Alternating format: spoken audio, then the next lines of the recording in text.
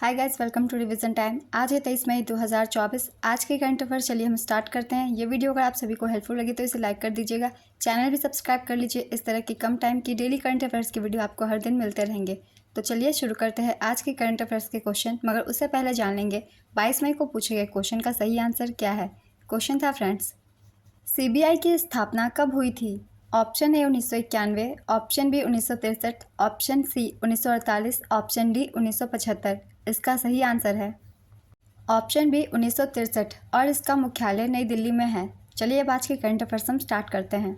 Question number 1, किस राज्य सरकार ने राज्य में अवैध खनन को रोकने के लिए अवैध रूप से बालू की ढुलाई पर रोक लगाने के लिए वाहनों में 20 इंच की लाल रंग की चौड़ी पट्टी अनिवार्य किया है?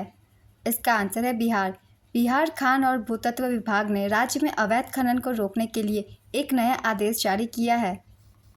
इसके अनुसार अवैध रूप से बालू की ढुलाई पर रोक लगाने के लिए वाहनों में चारों तरफ से लाल रंग की 20 इंच चौड़ी पट्टी वाहन मालिकों को रंगवाना होगा और पट्टी पर चारों तरफ 6 इंच के साइज में खनन वाहन निबंधन संख्या और वाहन संख्या अंकित कराना अनिवार्य होगा। इसके लिए खान और भूतत्व विभाग ने इसकी अधिसूचना भी जारी कर दी है, जो 1 जुलाई 2024 से प्रभावी होगी। नेक्स्ट क्वेश्चन, आधुनिक भारतीय बैंकिंग के जनक कहे जाने वाले नारायण वाघुल का निधन हो गया। ये किस बैंक के पूर्व सीएमडी रह चुके थे? इसका आंसर है आईसीआईसीआई बैंक। आधुनिक भारतीय बैंकिंग के जनक कहे जाने वाले नारायण वाघुल का निधन हो गया। इन्होंने आईसीआईसीआई बैंक की नींव रखने में महत्वपूर्ण भूमिका निभाई थी। 1985 में ये आईसीआईसीआई बैंक के सीएमडी बने थे। इससे पहले 1981 में 44 साल की उम्र में वे बैंक ऑफ इंडिया में सबसे कम उम्र के चेयरमैन और मैनेजिंग डायरेक्टर बने। 2009 में वाघुल को पद्म भूषण पुरस्कार से सम्मानित किया गया था। नेक्स्ट क्वेश्चन, हाल ही में सुप्रीम कोर्ट बार एसोसिएशन के नए अध्यक्ष कौन बनाए गए? इसका आंसर है Kapil Sibal. Kapil Sibal supreme court bar association के अध्यक्ष बने। वे चौथी बार सुप्रीम कोर्ट बार एसोसिएशन के अध्यक्ष के रूप में कार्य करेंगे। सिब्बल 1989 से 90 के दौरान भारत के अतिरिक्त महाधिवक्ता थे। वे 1983 में वरिष्ठ अधिवक्ता बने। कपिल सिब्बल प्रख्यात कांग्रेस राजनेता और राज्यसभा के सदस्य हैं। वे यूपीए सरकार में कई केंद्रीय मंत्रालय देख चुके हैं। नेक्स्ट क्वेश्चन, हाल ही में अंतर्राष्ट्रीय संग्रहालय दिवस कब मनाया गया? इसका आंसर है 18 मई। यह दिन संग्रहालयों के शैक्षिक और सांस्कृतिक योगदान पर प्रकाश डालता है, ज्ञान और इतिहास के भंडार के रूप में उनके महत्व को प्रदर्शित करता है।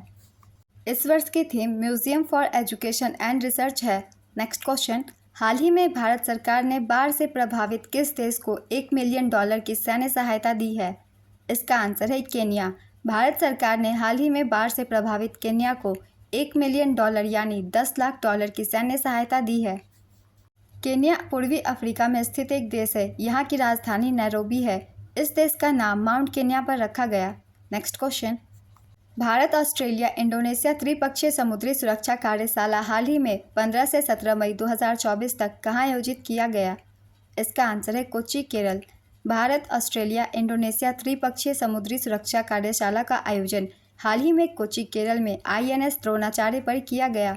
तीनों देशों के मध्य आयोजित होने वाला यह अभ्यास का दूसरा संस्करण है। Next question, Bloomberg billionaire index द्वारा किस भारतीय को दुनिया के शीर्ष 15 सुपर अमीरों में शामिल किया गया है? इसका आंसर है मुकेश अंबानी और Gautam Adani. Bloomberg billionaires index में दुनिया के शीर्ष 15 बेहद सबसे अमीर व्यक्तियों की सूची में 2 भारतीयों मुकेश अंबानी और गौतम अडानी को शामिल किया गया।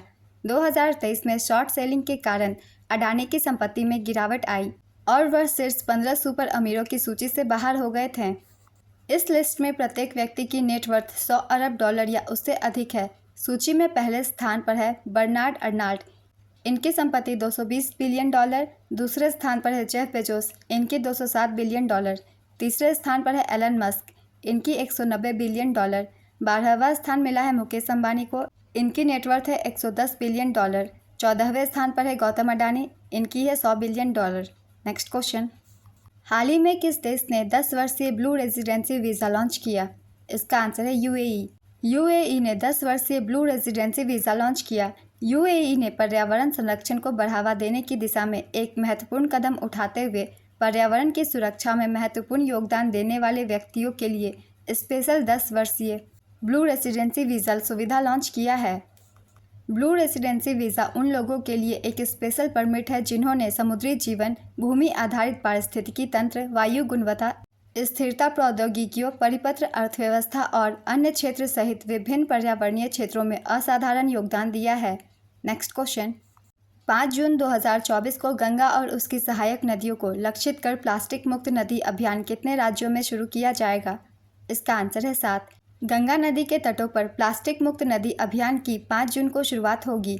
यह अभियान 7 राज्यों में गंगा और उसकी सहायक नदियों को लक्षित कर रहा है।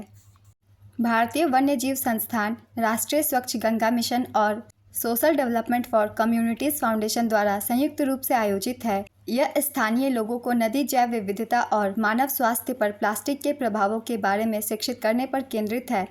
एकत्रित प्लास्टिक को देहरादून में एक विशेष सुविधा में जैव ईंधन और टाइल्स में संसाधित किया जाएगा। नेक्स्ट क्वेश्चन, हाल ही में किस राज्य सरकार ने पूरे राज्य में AI से संचालित यातायात प्रबंधन प्रणाली लागू करने की घोषणा की? इसका आंसर है सिक्किम। सिक्किम 25 मई को आर्टिफिशियल इंटेलिजेंस से संचालित यातायात प्रबंधन प्रणाली शुरू करेगा। इस योजना का मुख्य उद्देश्य यातायात प्रबंधन प्रणाली का आधुनिकीकरण करना और विनियामक दक्षता में सुधार करना है। यह आर्टिफिशियल इंटेलिजेंस से संचालित यातायात प्रबंधन प्रणाली संचालित स्वरूप से दस्तावेजों का सत्यापन करेगी और उल्लंघनों का पता लगाएगी।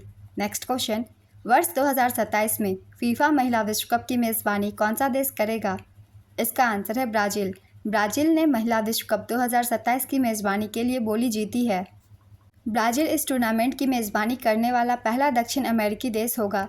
ब्राज़ील ने बेल्जियम, नीदरलैंड और जर्मनी की बोली को हराया।